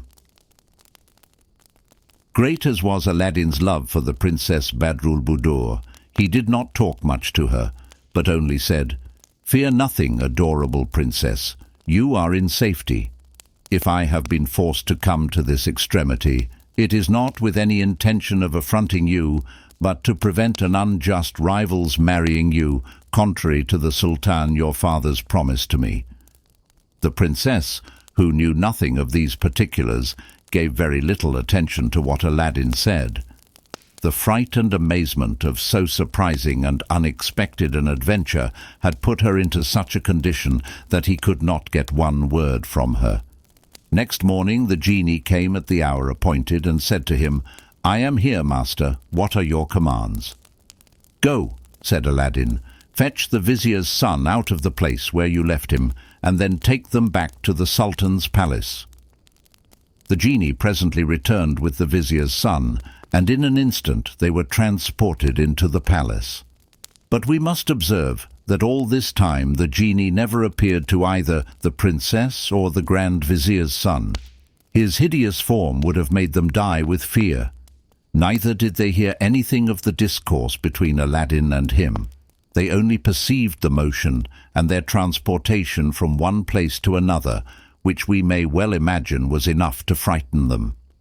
Next day the princess was very melancholy and alarmed, and the sultan and his wife thought she must either be mad or else have had a bad dream. The rejoicings lasted all that day in the palace, and the sultaness, who never left the princess, did all she could to divert her.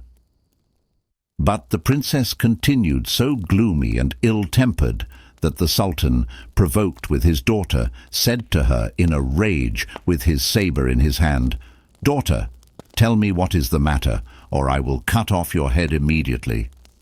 The princess, more frightened at the menaces and tone of the enraged sultan than at the sight of the drawn sabre, at last broke silence, and said with tears in her eyes, "My dear father and sultan, I ask your majesty's pardon if I have offended you, and hope you will have compassion on me when I have told you what a dreadful thing has happened." Then she told him all. The sultan felt extreme uneasiness at so surprising an adventure. "Daughter," said he, "efface all these troublesome ideas out of your memory. I will take care and give orders that you shall have no more such disagreeable and insupportable adventures." As soon as the sultan got back to his own apartment, he sent for the Grand Vizier. "Vizier," said he, "have you seen your son, and has he told you anything?" The vizier replied, "No." Then the sultan related all that the Princess Badroulbadour had told him, and said, "I do not doubt that my daughter has told me the truth, but nevertheless I should be glad to have it confirmed by your son. Therefore go and ask him."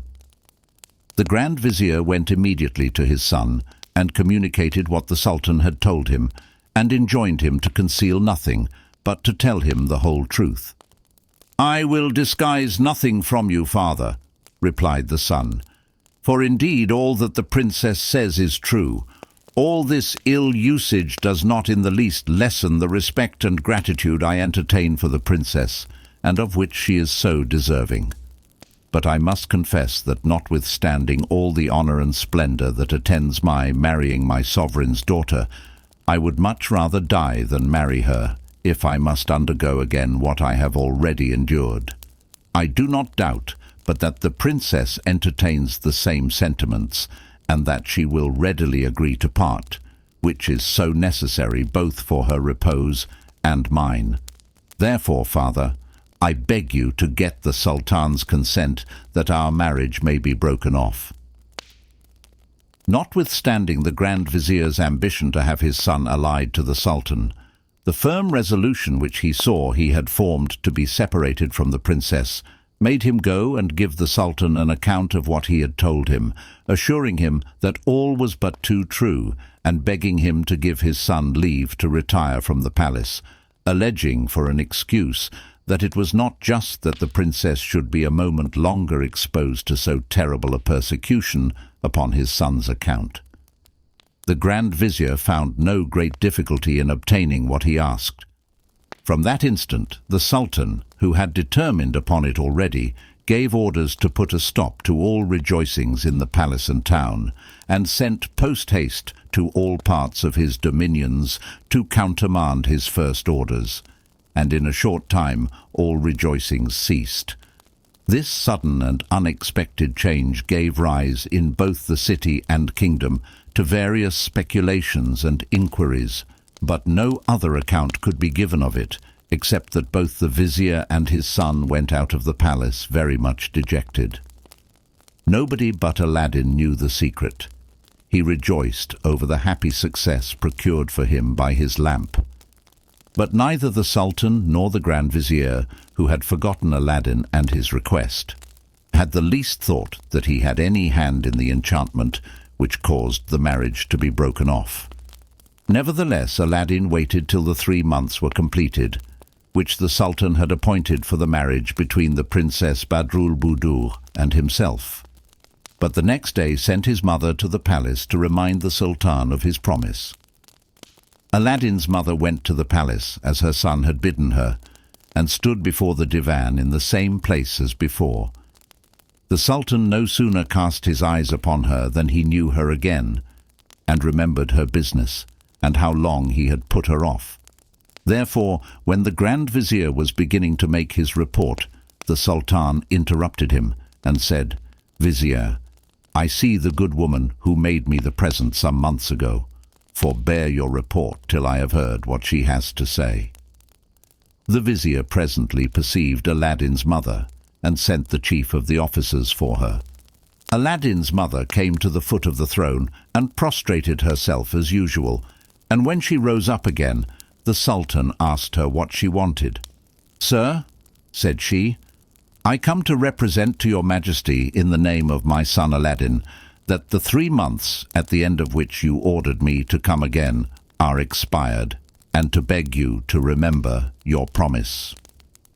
The Sultan had little thought of hearing any more of a marriage which he imagined would be very disagreeable to the princess, when he considered sadly the meanness and poverty of Aladdin's mother, and this summons for him to be as good as his word was somewhat embarrassing to him. He declined giving an answer till he had consulted his vizier. The Grand Vizier freely told the Sultan his thoughts on the matter, and said to him, "In my opinion, sir, there is one certain way for your Majesty to avoid so unequal a match without giving Aladdin any cause of complaint, which is to set so high a value upon the princess that were he never so rich he could not come up to it. This is the only way to make him desist from so bold, not to say rash, an undertaking." The Sultan, approving of the Grand Vizier's advice, turned about to Aladdin's mother, and after some reflection said to her, "Good woman, it is true sultans ought to be as good as their word, and I am ready to keep mine, by making your son happy by his marriage with the princess my daughter. But as I cannot marry her without some valuable present from your son, you may tell him, I will fulfill my promise as soon as he shall send me 40 basins of massy gold, brimful of the same things you have already made me a present of, and carried by the like number of black slaves, who shall be led by as many young and handsome white slaves, all dressed magnificently. On these conditions I am ready to bestow the princess my daughter on him. Therefore, good woman, go and tell him so, and I will wait till you bring me his answer." Aladdin's mother prostrated herself a second time before the Sultan's throne, and retired. On her way home she laughed to herself at her son's foolish imagination. "Where," said she, "can he get so many large gold basins, and enough of that coloured glass to fill them? Must he go again to that subterranean abode, the entrance into which is stopped up, and gather them off the trees? But where will he get so many slaves such as the Sultan requires? It is altogether out of his power, and I believe he will not be so well satisfied with my embassy this time." When she came home, full of these thoughts, she said to her son, "Indeed, child, I would not have you think any further of your marriage with the Princess Badroulbadour. The Sultan received me very kindly, and I believe he was well disposed to you. But if I am not very much deceived, the Grand Vizier has made him change his mind." Then she gave her son an exact account of what the Sultan said to her, and the conditions on which he consented to the match. Afterwards she said to him, "The Sultan expects your answer immediately, but," continued she, laughing, "I believe he may wait long enough." "Not so long, mother, as you imagine," replied Aladdin. "The Sultan is mistaken if he thinks by this exorbitant demand to prevent my entertaining thoughts of the princess. His demand is but a trifle to what I could have done for her. But go and get us something for dinner, and leave the rest to me." As soon as Aladdin's mother was gone out to market, Aladdin took the lamp and rubbed it. The genie appeared, and offered his services as usual. "The Sultan," said Aladdin to him, "demands 40 large basins of massy gold, brimful of the fruits of the garden from whence I took this lamp you are slave tab, and these he expects to have carried by as many black slaves, each preceded by a young, handsome, well-made white slave, richly clothed. Go and fetch me this present as soon as possible, that I may send it to him before the divan breaks up." The genie told him his command should be immediately obeyed, and disappeared. A little while afterwards the genie returned with 40 black slaves, each bearing on his head a basin of massy gold of 20 marks weight, full of pearls, diamonds, rubies, and emeralds, all larger and more beautiful than those presented to the Sultan before. Each basin was covered with a silver stuff, embroidered with flowers of gold. All these, and the white slaves, quite filled the house, which was but a small one, and the little court before it, and a little garden behind. The genie asked Aladdin if he had any other commands. Aladdin told him that he wanted nothing further then, and the genie disappeared. When Aladdin's mother came from market, she was greatly surprised to see so many people and such vast riches. As soon as she had laid down her provisions, Aladdin said, "Mother, let us lose no time. Before the Sultan and the divan rise, I would have you return to the palace and go with this present as the dowry he asked for the Princess Badroulbadour, that he may judge by my diligence and exactness how anxious I am to procure the honor of this alliance." Without waiting for his mother's reply, Aladdin opened the street door and made the slaves walk out. A white slave followed always by a black one with a basin on his head. When they were all out, the mother followed the last black slave, and he shut the door, full of hope that the Sultan, after this present, which was such as he required, would at length receive him as his son-in-law. The first white slave that went out of the house made all the people who were going by and saw him stop, and before they were all out of the house, the streets were crowded with spectators who ran to see so extraordinary and noble a sight. The dress of each slave was so rich, both from the stuff and the jewels, that those who were dealers in them valued each at no less than 1,000,000 of money. Besides the neatness and propriety of the dress, the good grace, noble air, and beauty of each slave was unparalleled. Their grave walk at an equal distance from each other, the lustre of the jewels, which were large, and curiously set in their girdles of massy gold, and the precious stones in their hats, put the crowds of spectators into such great admiration that they could not weary of gazing at them and following them with their eyes as far as possible. But the streets were so crowded with people that none could move out of the spot they stood on. As the procession had to pass through a great many streets to get to the palace, a great part of the city had an opportunity of seeing them. As soon as the first of the slaves arrived at the palace gate, the porters formed themselves into order, and took him for a king, and were going to kiss the hem of his garment. But the slave, who was instructed by the genie, prevented them, and said, "We are only slaves. Our master will appear at the proper time." Then this slave, followed by the rest, advanced into the second court, which was very spacious, and in which the Sultan's household was ranged during the sitting of the divan. The magnificence of the officers, who stood at the head of the troops, was very much eclipsed by the slaves who bare Aladdin's present, of which they themselves made a part. Nothing was ever seen so beautiful and brilliant in the Sultan's palace before, and all the lustre of the lords of his court was not to be compared to them. As the Sultan, who had been informed of their coming to the palace, had given orders for them to be admitted when they came, they met with no obstacle, but went into the divan in good order, one part filing to the right and the other to the left. After they had all entered, and had formed a great semicircle before the Sultan's throne, the black slaves laid the basins on the carpet, and all prostrated themselves, touching the carpet with their foreheads, and the white slaves did the same. When they all rose again, the black slaves uncovered the basins, and then all stood with their arms crossed over their breasts. In the meantime, Aladdin's mother advanced to the foot of the throne, and having paid her respects, said to the Sultan, "Sir, my son Aladdin is aware that this present, which he has sent your Majesty, is much below the Princess Badroulbadour's worth, but hopes, nevertheless, that your Majesty will accept it."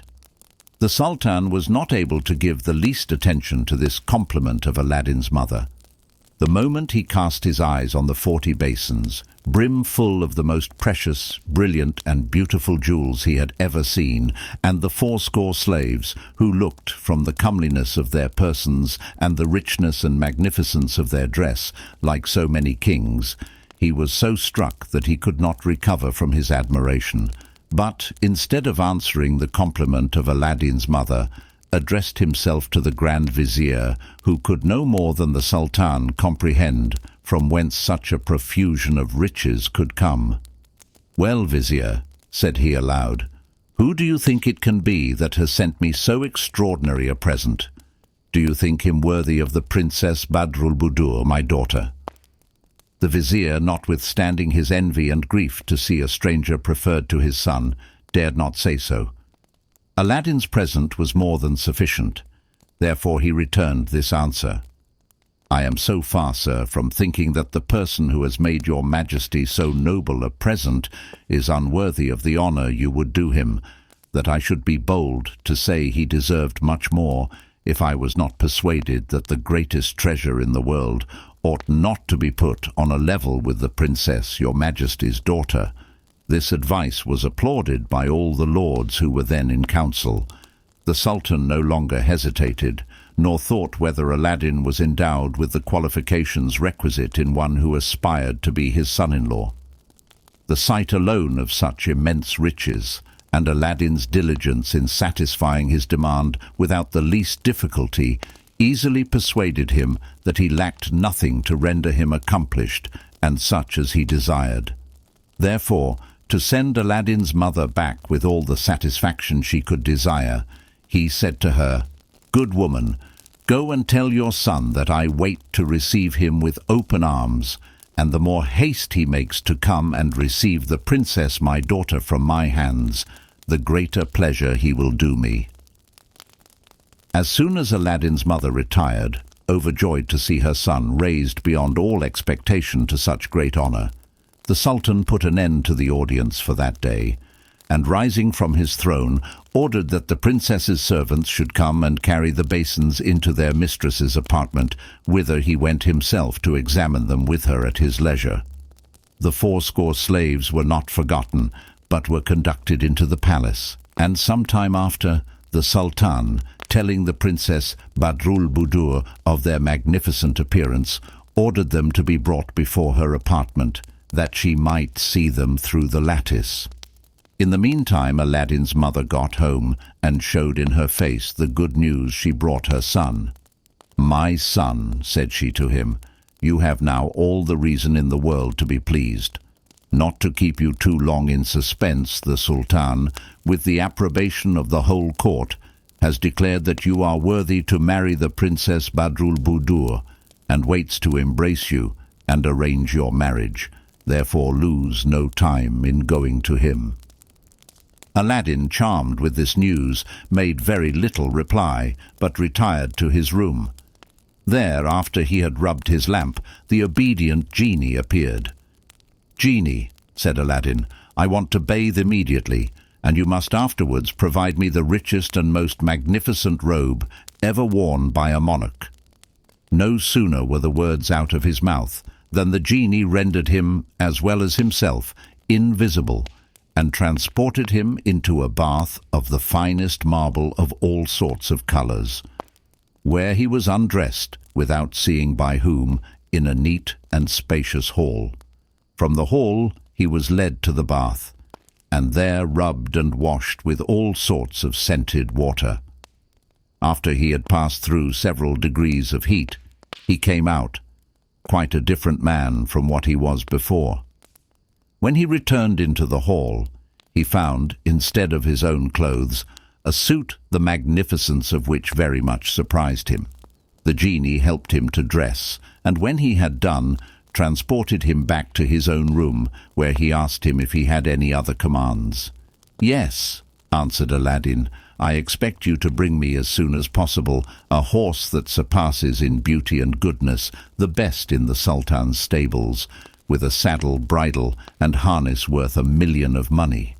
I want also 20 slaves, as richly clothed as those who carried the present to the sultan, to walk by my side and follow me, and 20 more to go before me in 2 ranks.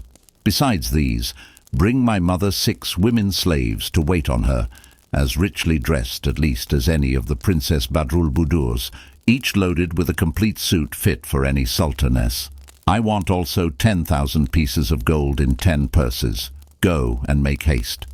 As soon as Aladdin had given these orders, the genie disappeared and presently returned with the horse, the 40 slaves, 10 of whom carried each a purse with 1,000 pieces of gold, and 6 women slaves, each carrying on her head a different dress for Aladdin's mother, wrapped up in a piece of silver stuff, and presented them all to Aladdin. Of the 10 purses, Aladdin took but 4, which he gave to his mother, telling her that those were to supply her with necessaries. The other 6 he left in the hands of the slaves who brought them, with an order to throw them by handfuls among the people as they went to the sultan's palace. The 6 slaves who carried the purses he ordered likewise to march before him, 3 on the right hand and 3 on the left.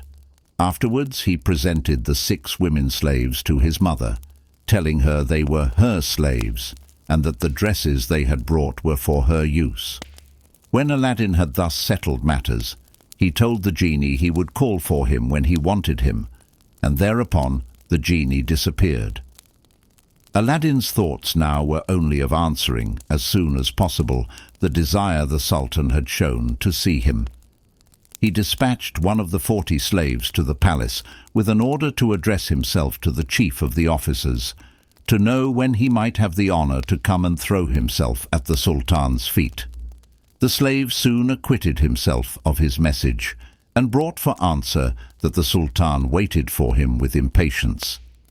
Aladdin immediately mounted his horse and began his march in the order we have already described, and though he never was on a horse's back before, he rode with such extraordinary grace that the most experienced horseman would not have taken him for a novice. The streets through which he was to pass were almost instantly filled with an enormous crowd of people who made the air echo with their shouts, especially every time the 6 slaves who carried the purses threw handfuls of gold into the air on both sides. Those who knew him once when he played in the streets like a vagabond did not know him again. Those who had seen him but a little while before hardly knew him, so greatly were his features altered. Such were the effects of the lamp. Much more attention was paid to Aladdin than to the pomp and magnificence of his attendants, which had been taken notice of the day before, when the slaves walked in procession with the present to the sultan. Nevertheless, the horse was very much admired by good judges, who knew how to discern his beauties without being dazzled with the jewels and richness of the harness. And when the report was everywhere spread about that the sultan was going to give the Princess Badroulbadour in marriage to him, nobody thought of his birth, nor envied his good fortune, so worthy he seemed of it. When he arrived at the palace, everything was prepared for his reception, and when he came to the second gate, he would have alighted off his horse, agreeable to the custom observed by the Grand Vizier, the generals of the armies, and governors of provinces of the first rank. But the chief of the officers who waited on him by the Sultan's order prevented him, and attended him to the council hall, where he helped him to dismount. The officers formed themselves into two ranks at the entrance of the hall. The chief put Aladdin on his right hand, and through the midst of them led him to the Sultan's throne. As soon as the Sultan perceived Aladdin, he was surprised to see him more richly and magnificently clothed than ever he had been himself. Besides, he had a certain air of unexpected grandeur, very different from the poverty his mother had appeared in. But notwithstanding, his surprise did not hinder him from rising off his throne and descending 2 or 3 steps, quick enough to prevent Aladdin's throwing himself at his feet. He embraced him with all the demonstrations of friendship. After this, Aladdin would have cast himself at his feet again, but the Sultan held him fast by the hand and obliged him to sit between him and the Grand Vizier. Then Aladdin said, "I receive, sir, the honor which your Majesty out of your great goodness is pleased to confer on me, but permit me to tell you that I have not forgotten that I am your slave, that I know the greatness of your power, and that I am not unaware how much my birth is below the splendor and luster of the high rank to which I am raised. I ask your Majesty's pardon for my rashness, but I cannot dissemble that I should die with grief if I should lose my hope of marrying the princess." "My son," answered the Sultan, embracing him a second time, "you would wrong me to doubt my sincerity for a moment." After these words, the Sultan gave a signal, and immediately the air echoed with the sound of trumpets and hautboys and other musical instruments, and at the same time the Sultan led Aladdin into a magnificent hall, where there was prepared a noble feast. The Sultan and Aladdin ate by themselves. The Grand Vizier and the great lords of the court, according to their dignity and rank, waited all the time. The conversation turned on different subjects, but all the while the Sultan hardly ever took his eyes off him, and throughout all their conversation Aladdin showed so much good sense that it confirmed the Sultan in the good opinion he had of him. After the feast, the Sultan sent for the chief judge of his capital and ordered him to draw up immediately a contract of marriage between the Princess Badroulbadour, his daughter, and Aladdin. When the judge had drawn up the contract in all the requisite forms, the Sultan asked Aladdin if he would stay in the palace and solemnize the ceremonies of marriage that day. To which he answered, "Sir, though great is my impatience, yet I beg of you to give me leave to defer it till I have built a palace fit to receive the princess in. I therefore desire you to grant me a convenient spot of ground near your palace, that I may come the more frequently to pay my respects to you, and I will take care to have it finished with all diligence." "Son," said the Sultan, "take what ground you think proper. There is land enough before my palace." After these words he embraced Aladdin again, who took his leave with as much politeness as if he had always lived at court. Aladdin mounted his horse again and returned home in the order he came, with the acclamations of the people, who wished him all happiness and prosperity. As soon as he dismounted, he retired to his own room, took the lamp, and collared the genie as before.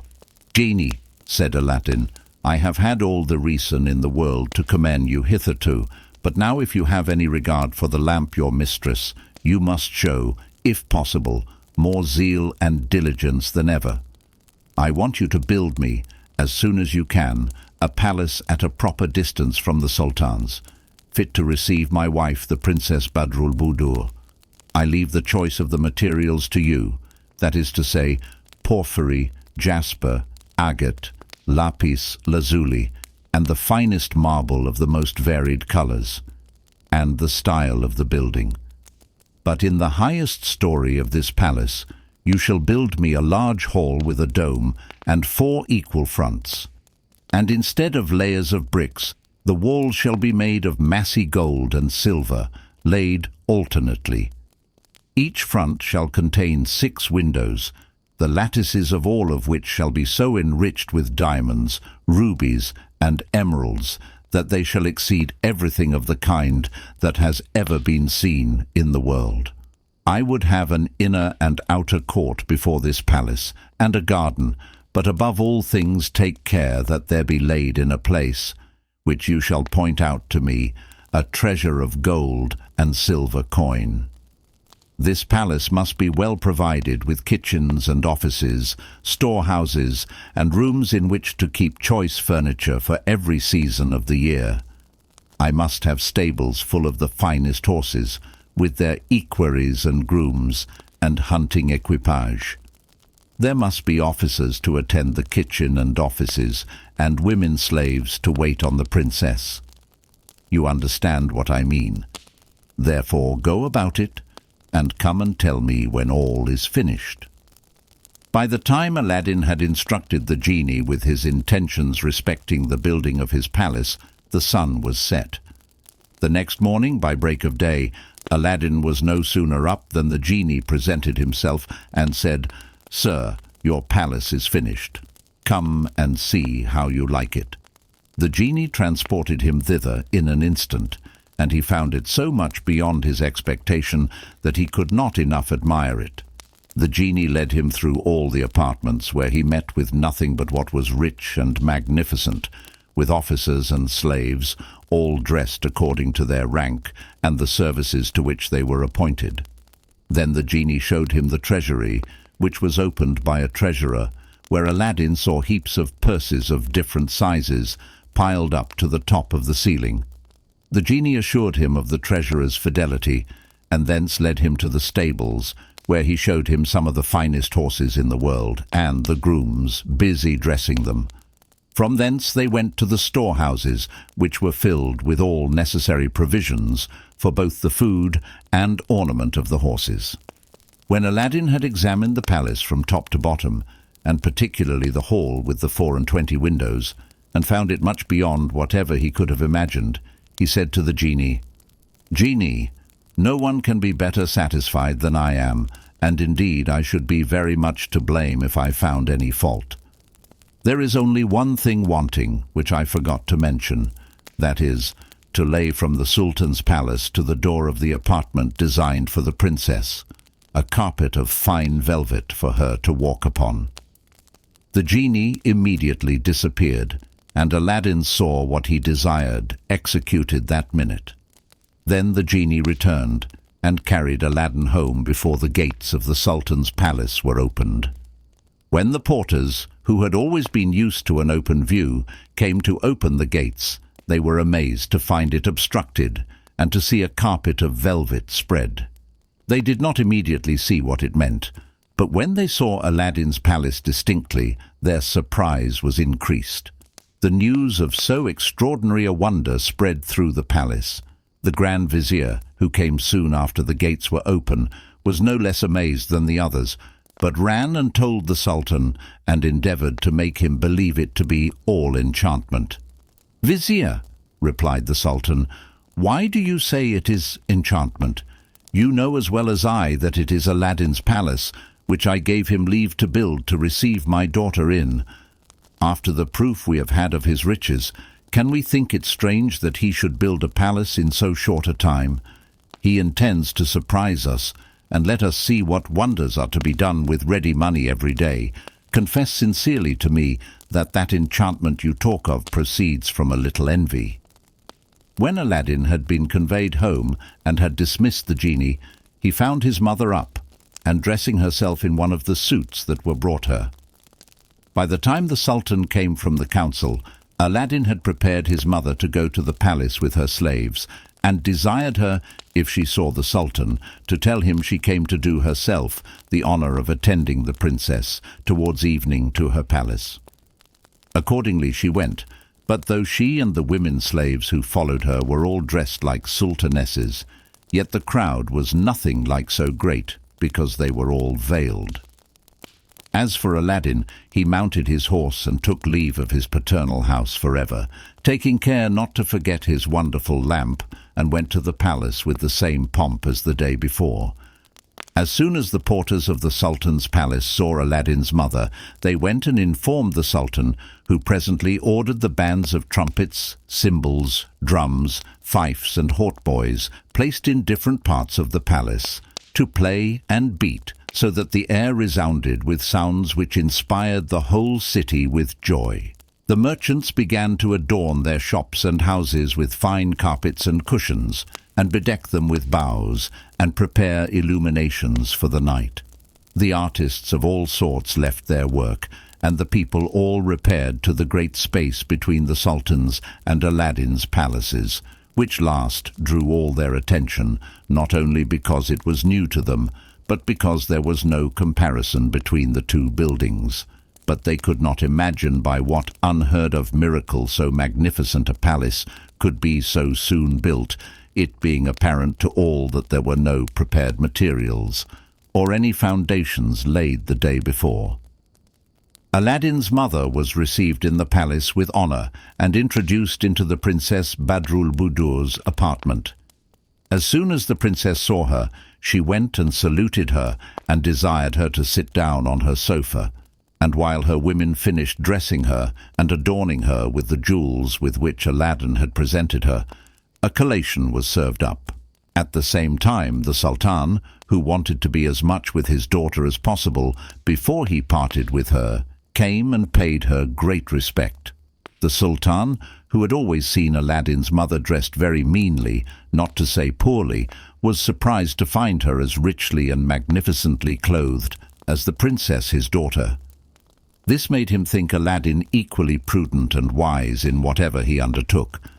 When it was night, the princess took leave of the Sultan her father, and set out for Aladdin's palace with his mother on her left hand, followed by 100 women slaves, dressed with surprising magnificence.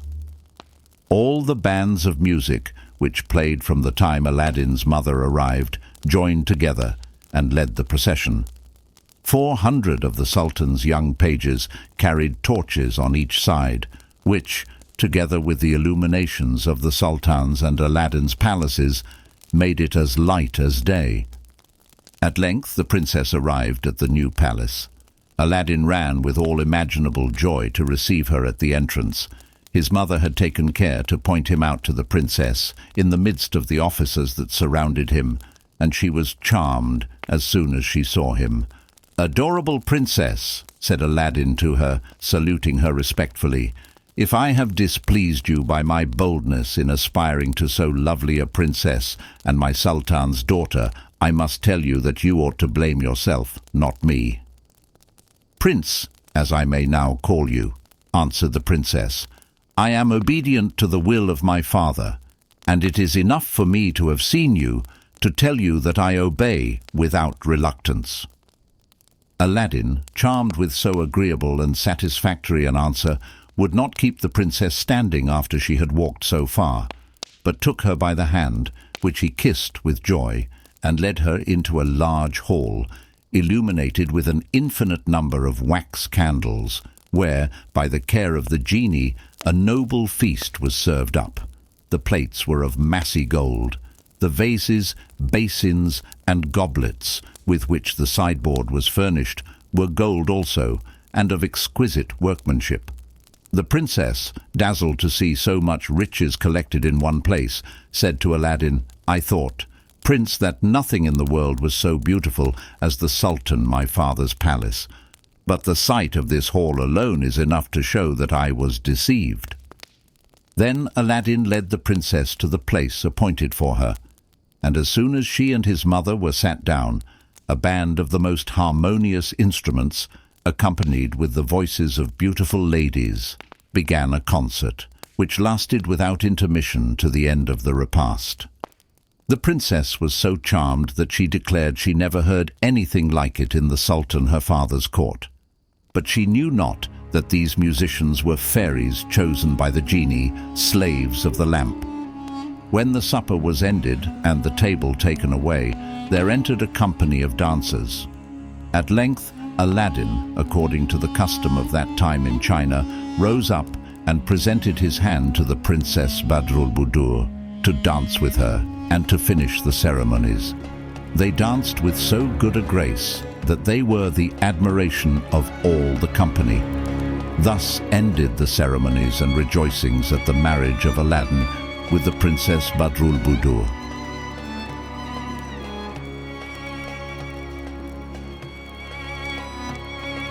Thank you all for staying with me and listening to this epic story.